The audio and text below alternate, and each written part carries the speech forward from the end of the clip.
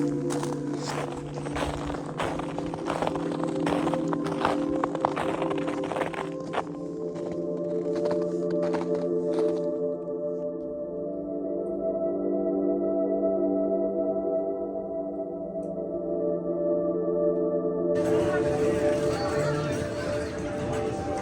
I have green candles. You don't like that? I do.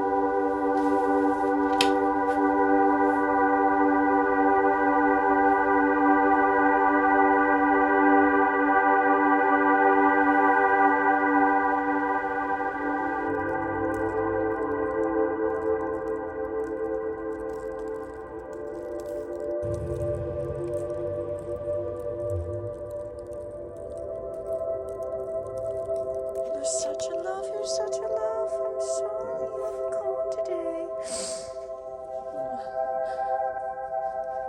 Hi, baby. Oh no.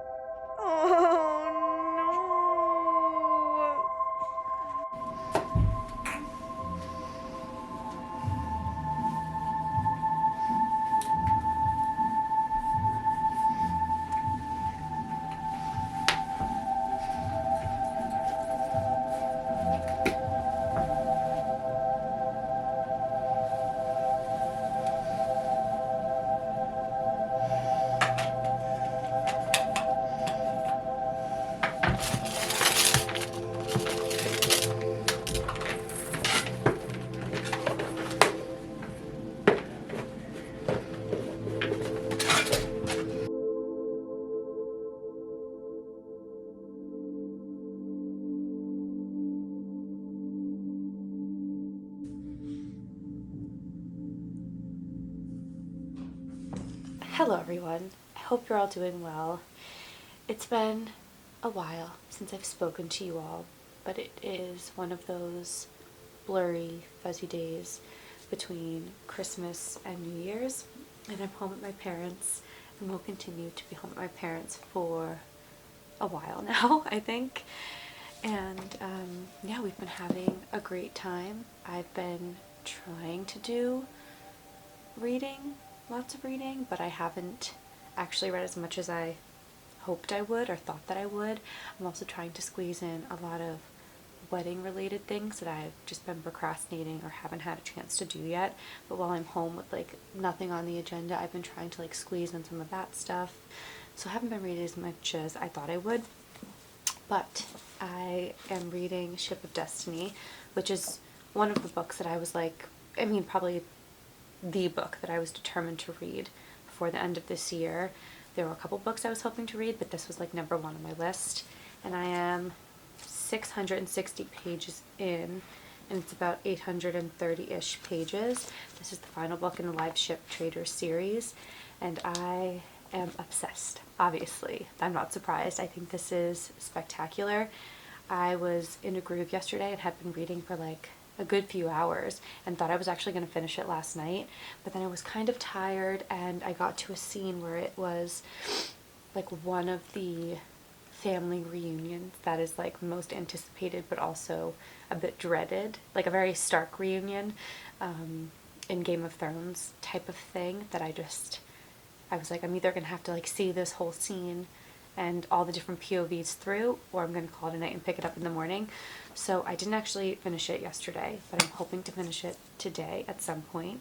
But it's spectacular. I'm loving it. And then I'm also still listening to Barnaby Rudge, which is definitely picked up in the second half. It got like pretty gruesome. We're like now like well into the riots, the Gordon riots. That it's like a historical fiction novel by Charles Dickens, which it's good. I am enjoying listening to it.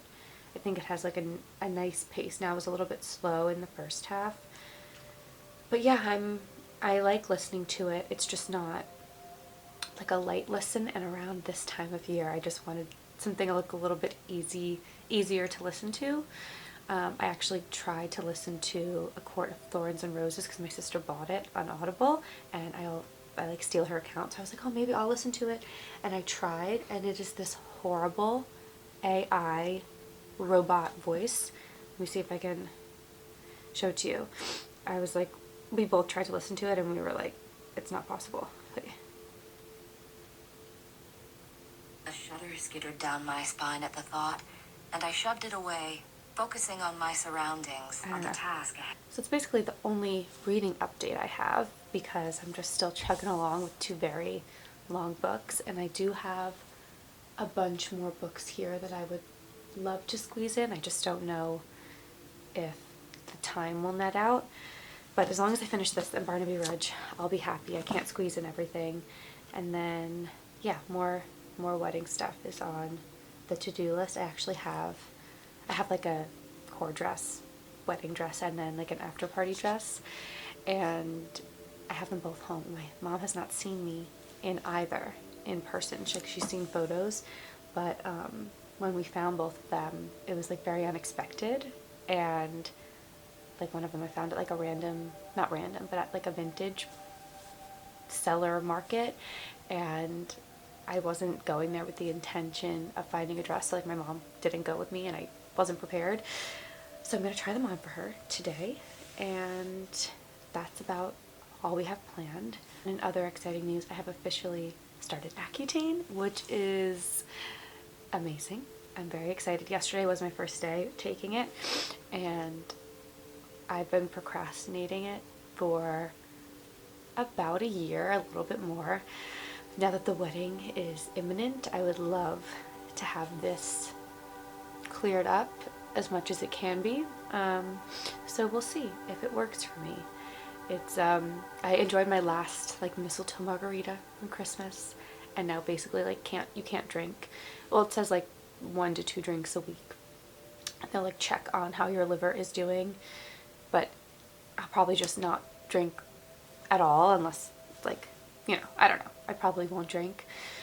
So I enjoyed my last little fun cocktail, and now we'll be sober Sam for the next 6 months. And fingers crossed this works. I don't have to do a second round because like a bunch of people in my family had to do like, I think like 2 or 3 separate rounds of Accutane. It didn't fully work for them, but I have a 6-month window.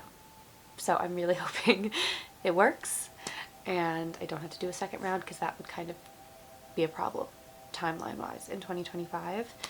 So we'll see. I'm hoping it works. But that's my only other update. To head down and read on the couch underneath the tree. My parents keep it up until like the 2nd week of January. So I'm going to soak in all the time I have with their tree, because it is like one of the best trees we've ever gotten as a family. It was one of the last trees there because I think we procrastinated a little bit more than we typically do. So it was even taller than we wanted, but like it's fantastic. But the angel on top is like almost hitting the top of the ceiling. So it's just one of those magical trees, and it's very like whimsical and Dr. Seuss looking. Like there's a lot of holes and gaps, but it like is very good for layering the ornaments. So it's just like one of our best trees I think that we've had. So I'm gonna go and soak it up, keep reading. That's basically all I have on the docket for today. But I hope those of you who celebrate Christmas had a wonderful time. I think it's been quite like a difficult, heavy year. On like a worldview scale, it's been a pretty devastating year. And then just like a lot of stuff going on personally, right? Like I think I've had a pretty wonderful year in terms of like getting engaged and settling into our new apartment and feeling like very at home and at peace, and like decorating and making it feel like, it's our special space. And quite a busy year at work, and definitely feeling like the burnout of it. Like when I first came home to my parents for like this Christmas, New Year's 2 weeks, I was feeling like physically very drained. Just like I kept saying to my mom, I have like nothing else to give, and I think it's like the mental exhaustion of quite a heavy year that I think a lot of us are experiencing, and that's just been like quite a hectic, heavy, but also like personally joyful year.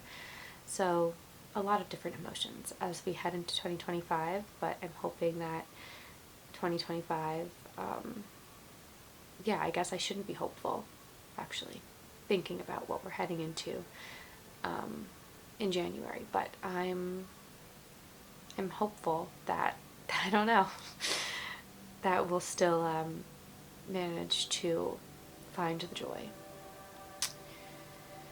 Yeah, there are really no words. But yeah, I'm gonna head and read and check in with you later. I want to share a couple of things that my family got me for Christmas because they just did an amazing job. Like, all such thoughtful and wonderful things. Actually, one of my favorite things that I got for Christmas, my parents got me this subscription to an independent bookstore in London. I forget what it's called. I have to go and look at the paperwork. But it's a year-long subscription through an independent bookstore in London where you essentially like get on a Zoom call or a phone call, and they do a consultation of like what you like to read, your favorite author, some of your favorite books, yeah, just your taste overall. And then they mail you 2 books every other month for a year, and they like personalize it for you. So it's like every other month I'm gonna get like a little parcel of book presents. So I just thought that was really thoughtful and very like exciting and something to look forward to. I think my mom knows that like I always need something to look forward to. My fiance's brother got us bookends, and they are dragons, and they're like really freaking heavy. I feel like they're 20 pounds. But yeah, 2 of these dragon bookends, which are beautiful, and I'm so excited to go put them on like the Robin Hobb shelf of like all of the Realm of the Elderlings. I think they're gonna look beautiful. So this was like one of my other favorite things.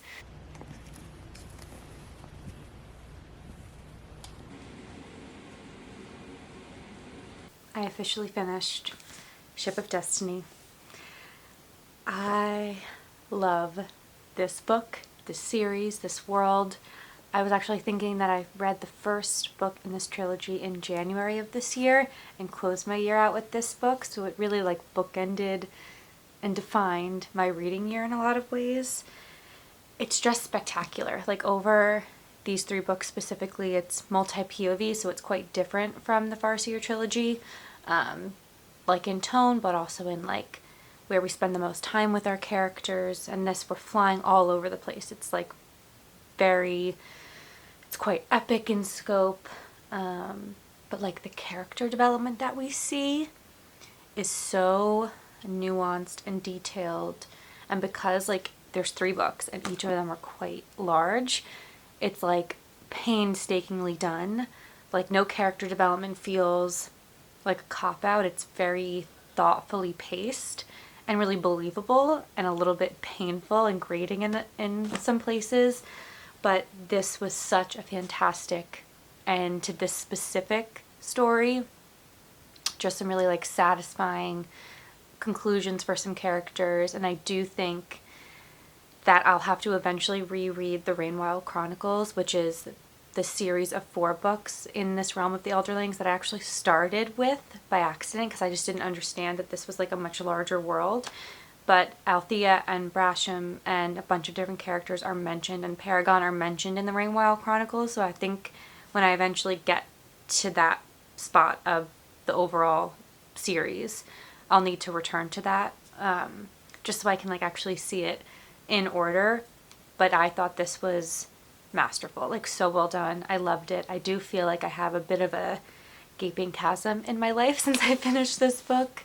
I feel sad that I, am done. But I did, like 20 minutes after I finished this book, order the Tawny Man trilogy, which is the next series if you're reading it in like the recommended order.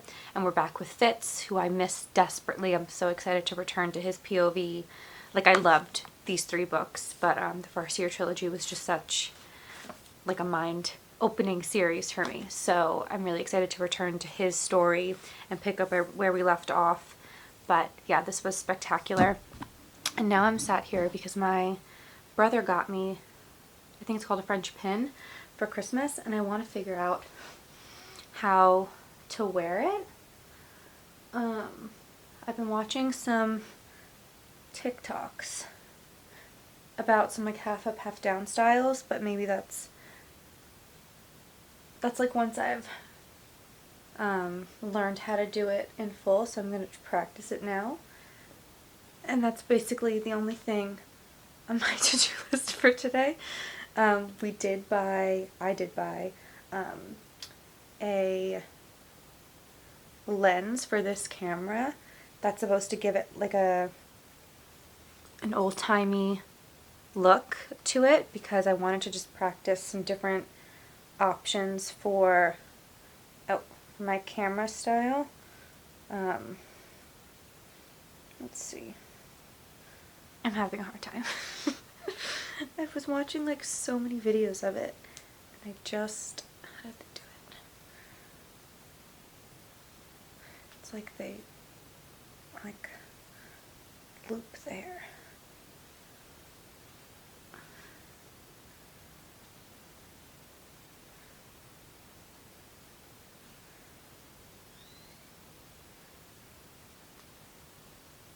Oh, I think I got it. Oh, well, I left way too much hair out. I don't know. It's very secure. It kind of hurts. I was looking for different ways to style my hair because I am still doing heat on my hair every now and then for like special occasions, like I did it for Christmas, but way more often than not, I am just letting my natural hair breathe and do its thing because I really would like my hair to grow.